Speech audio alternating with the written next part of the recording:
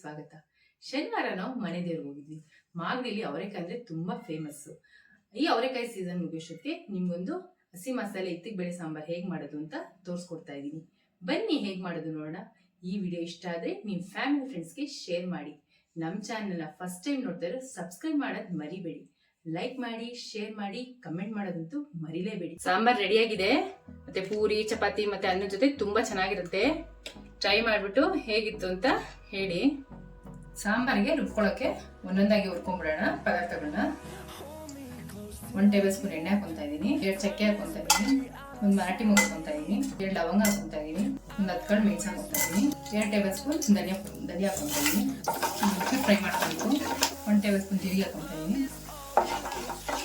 ಇದೊಂಚೂರು ಕೆಂಪು ಆಗೋ ಥರ ಫ್ರೈ ಮಾಡ್ಕೋಬೇಕು. ಇದು ಫ್ರೈ ಆಗಿದೆ. ಇವಾಗ 1 ಗೆಡ್ಡೆ ಬೆಳ್ಳುಳ್ಳಿ, 1 ಇಂಚ್ ಶುಂಠಿ ಹಾಕೊಂತ ಇದೀನಿ. 8 ರಿಂದ 10 ಮೆಣಸಿನ್ಕಾಯಿ ಹಾಕೊಂತ ಇದೀನಿ. ಖಾರ ಕಡಿಮೆ ತಿನ್ನಲು 1 2 ಮೆಣಸಿನ್ಕಾಯಿ ಕಮ್ಮಿ ಹಾಕೊಳ್ಳಿ. 2 ಮೀಡಿಯಂ ಸೈಜ್ ಈರುಳ್ಳಿ ಕಟ್ ಮಾಡಿಕೊಳ್ಳಿ, ಅದನ್ನು ಹಾಕೊಂತ ಇದೀನಿ.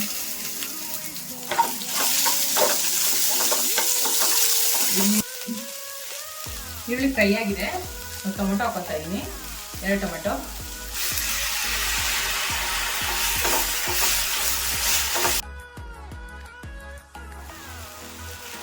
ನೋಡಿ, ಟೊಮೆಟೊ ಎಲ್ಲ ಫ್ರೈ ಆಗಿದೆ ಚೆನ್ನಾಗಿ.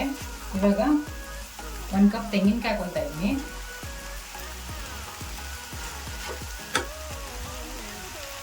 ಮತ್ತೆ ಒಂದು ಸ್ವಲ್ಪ ಕೊತ್ತಂಬರಿ ಹಾಕೊಂತ ಇದೀನಿ. ಇದು ಒಂಚೂರು ಫ್ರೈ ಆಗಬೇಕು.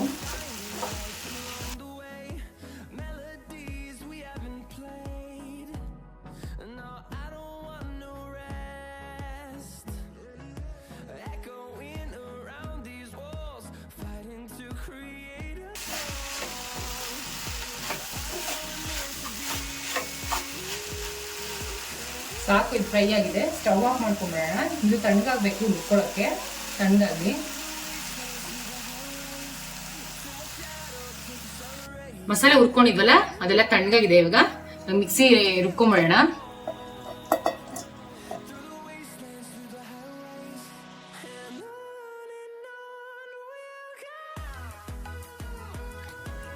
ಎರಡು ಟೇಬಲ್ ಸ್ಪೂನ್ ಗಸಗಸೆ ಹಾಕೊಂತ ಇದೀನಿ. ಗಸಗಸೆ ಯಾವುದೇ ಕಾರಣಕ್ಕೂ ಹುರ್ಕೋಬಾರ್ದು. ಪಾಯಸಕ್ಕಾದ್ರೆ ಹುರ್ಕೋಬೇಕು. ಇದು ಸಾಂಬಾರಿಗೆಲ್ಲ ಹುರಿದಾಕ್ಬಿಟ್ರೆ ಒಂಥರ ಲೋಳೆ ತರ ಆಗ್ಬಿಡುತ್ತೆ. ಅದಕ್ಕೆ ನಾನು ಯಾವುದೇ ಕಾರಣಕ್ಕೂ ಯಾವತ್ತು ಸಾಂಬಾರ್ಗೆ ಗಸಗಸೆ ಹುರ್ಕೊಳ್ಳಲ್ಲ. ಹಸಿದೆ ಹಾಕೊಂಡ್ರೆ ತುಂಬಾ ಚೆನ್ನಾಗಿರುತ್ತೆ. ಅದಕ್ಕೆ ಹಸಿದೆ ಹಾಕೊಂತೀನಿ. ನೋಡಿ, ರುಬ್ಕೊಂಡಾಗಿದೆ.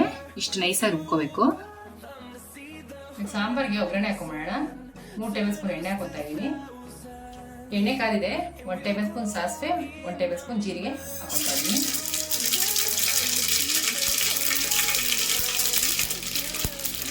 ಸ್ವಲ್ಪ ಕರಿಬೇವು ಹಾಕೊಂತ ಇದೀನಿ.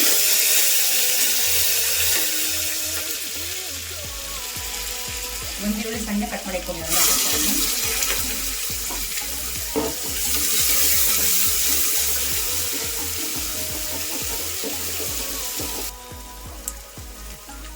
ಈರುಳ್ಳಿ ಫ್ರೈ ಆಗಿದೆ. ಇವಾಗ ಅರ್ಧ ಕೆಜಿ ಇತ್ತಿ ಬೇಳೆ ಹಾಕೊಂತ ಇದೀನಿ.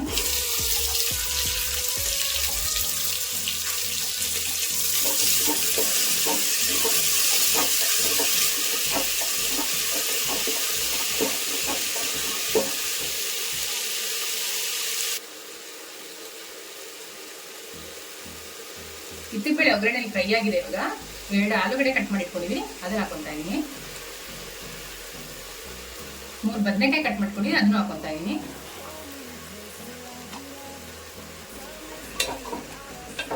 ಇದನ್ನ ಚೆನ್ನಾಗಿ ಮಿಕ್ಸ್ ಮಾಡ್ಕೊಳ್ಳೋಣ. ಕಾಳು ಮತ್ತೆ ಬದನೆಕಾಯಿ ಆಲೂಗಡ್ಡೆ ಉಪ್ಪಿಡಕ್ಕೆ ಸ್ವಲ್ಪ ಉಪ್ಪು ಹಾಕೊಂತ ಇದೀನಿ. ಮತ್ತೆ 1 ಟೇಬಲ್ ಸ್ಪೂನ್ ಅರಿಶಿನ ಹಾಕೊಂತ ಇದೀನಿ.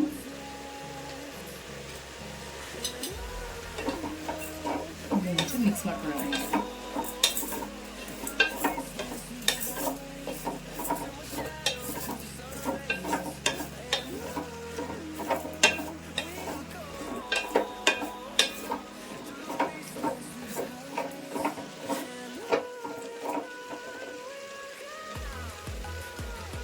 ಅರ್ಧ ಕಪ್ ನೀರು ಹಾಕ್ಬಿಟ್ಟು ಇವಾಗ ಹಬೆಲೆ ಬೇಯಿಸಿ ಮುಚ್ಚಿಟ್ಬಿಡೋಣ 5 ನಿಮಿಷ.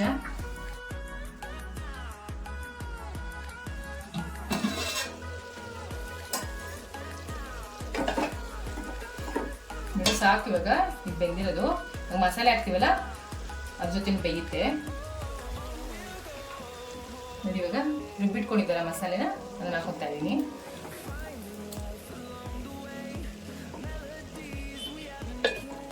ಚೆನ್ನಾಗಿ ಒಂದ್ಸತಿ ಮಿಕ್ಸ್ ಮಾಡ್ಕೊಂಬೋಣ.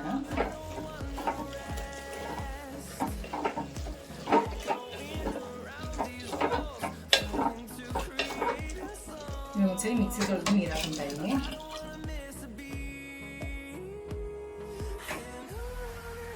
ಒಂದ್ಸರಿ ಚೆನ್ನಾಗಿ ಮಿಕ್ಸ್ ಮಾಡ್ಕೊಂಡ.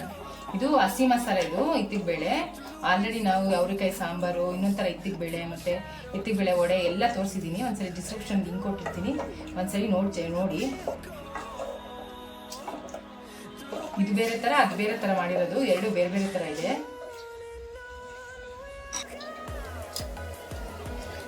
ಇನ್ನ ಒಂದು ಲೋಟದಷ್ಟು ನೀರು ಹಾಕೊತಾ ಇದ್ದೀನಿ. ಚೆನ್ನಾಗಿ ಮಿಕ್ಸ್ ಮಾಡ್ಕೊಂಡು